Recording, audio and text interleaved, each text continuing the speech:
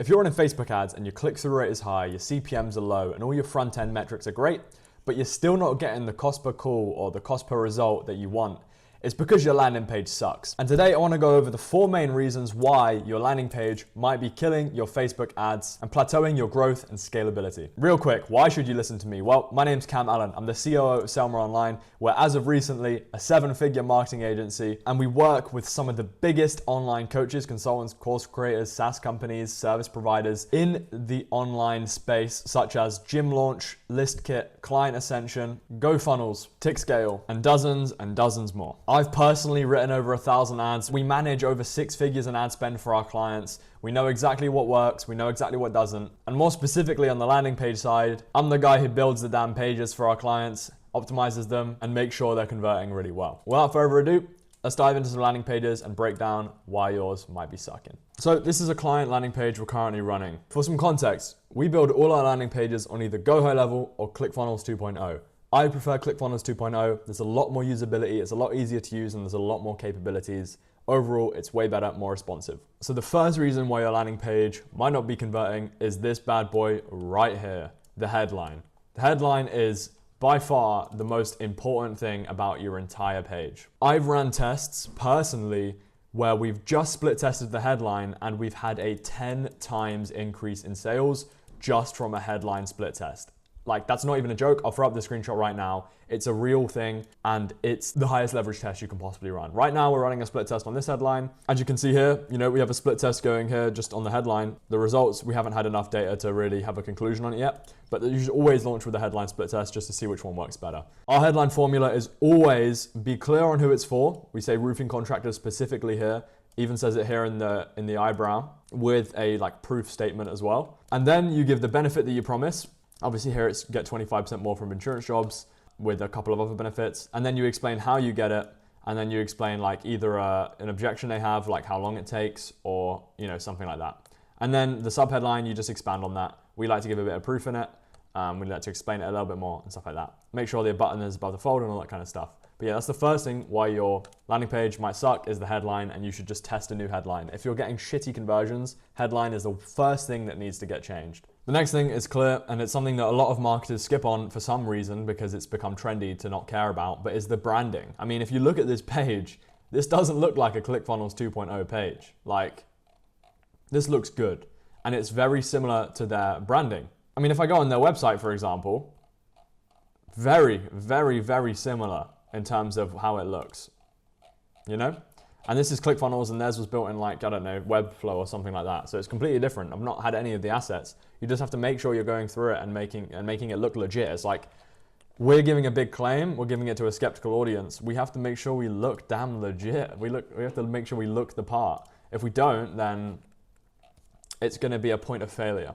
The next important thing is responsiveness. When you're spending a lot of money on a call funnel, more specifically like a Typeform call funnel, you're going to be getting a ton of traffic to the page. And you want to make sure that traffic is maximized and it doesn't drop off due to some weird tech errors or just some weird user-friendly stuff.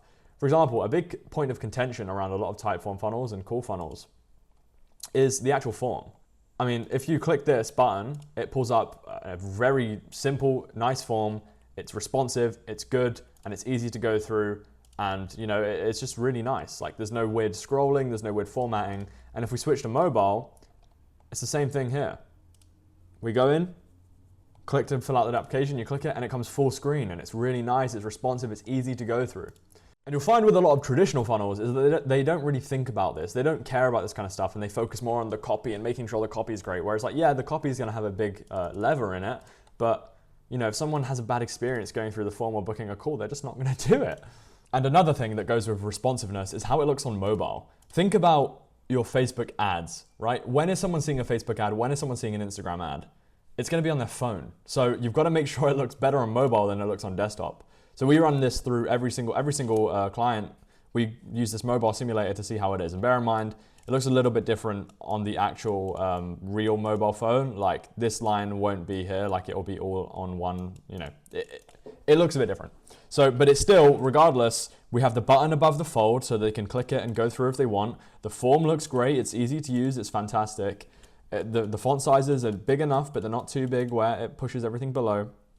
It's all easy to read, big fonts, it's all center screen, formatting's good, all of these are spaced well, and we've made it look good on mobile so that people who are on your phone have a look, can actually look at it and have a good time going through it. So if your conversions are bad, you've got to chop up how it looks on the mobile, really. You've got to go through on the phone view and make sure it looks good. There's no weird bugs, there's no weird spacing, the sizing's all good, because that's really a huge point of contention. And finally, the thing that could be fucking up your landing page is your ads. I know you thought this was a video about pages and web development, but your ads are probably one of the biggest reasons why your page could be converting shit. Mainly for two reasons. One is something we call congruence, which is like if your ad says, for example, I'll use this example. If the ad said, roofing contractors, you can get paid 40 to 50% more per insurance job, and then they click through, and then on the page it says 25 to 40% more, that's something called incongruence. And it creates a thing called cognitive dissonance, or some sort of doubt in the prospect's head where they think, wait, I heard something different, now I'm looking at something different, what's going on here? Something's not right, maybe they're over-exaggerating, maybe they're lying, which one do I trust, which one it is, and it creates confusion. You want there to be a through line through everything, from your first ad to your landing page, to the form, to the call booking, to the emails they get, to the text they get, to the sales call. So that there's a clear way to go all the way through and they don't get confused.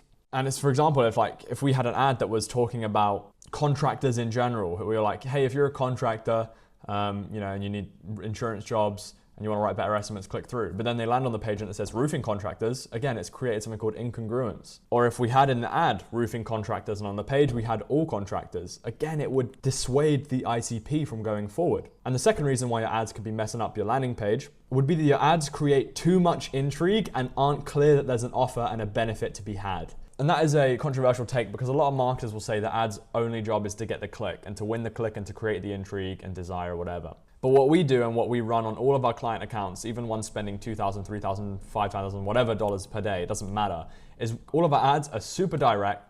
90% of our ads, maybe 80% of our ads are super, super direct, really upfront that there's an offer, upfront that we're trying to help you get a result, upfront about all this kind of stuff. And the CTA at the bottom, when he speaks out loud, isn't, click below and learn more. It's click below, watch the video containing all the details, and then book your call. Well, you've got to be clear what they've got to do. Some people are just going to land on the page and do the thing you told them to, because if your ad is good enough and your ad actually tells them what you're going to get them, the offer, the results, the benefits, then they don't need more information usually. They'll just go through, book the call, and they're done. They don't watch the VSL, they don't read anything, they just read the headline, and then they're like, okay, looks good for me. Oh wow, the form looks really great, it's really easy to use. They're not going to say that out loud, they're going to think it. It's a really smooth experience, what's my name, blah, blah, blah, click through, damn, boom, it's done. It's about creating a seamless journey and one that is really clear from the first point of contact, what you're going to get them, who it's for, how you're going to do it, and the fact that they can trust you. And then having that throughout the whole process is going to make it so much easier. The whole point really is that even though your landing page can be a bottleneck, the solution to fixing it may not always be in the landing page editor. It might be on everything encapsulating around it. But yeah, those are the main 4 things I see with landing pages and why that they convert terribly for cold traffic or why there might be an issue with them. It's responsiveness, branding, the headline, and then the ads. If you enjoyed that and you want a video tutorial going through how I build ClickFunnels landing pages from scratch, let me know in the comments. And if you're a business owner who wants to spend above $500 a day on Facebook ads profitably, there's a top link in the comment for you to book in a call with me, chat about how we can help you do that. But if not, hope you enjoyed this video. See you now, bye.